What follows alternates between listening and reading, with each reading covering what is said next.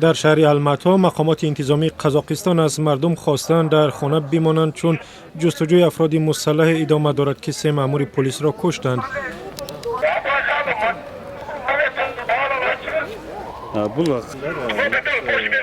در حمله این افراد در روز 18 ایول چندین نفر دیگر زخم برداشتند. وزارت امور داخلی قزاقستان گفت در جریان حمله یک غیر نظامی هم کشته شده است. بنا به گزارش‌ها افراد مسلح به یک اداره پلیس و شعبه کمیته امنیت ملی در الماتا حمله کردند.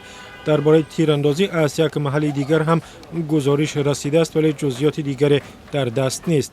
یکی از حمله‌وران به گفته رسانه‌های داخلی دستگیر شده است ولی هویت حمله‌گران و تعداد عمومیشان معلوم نیست.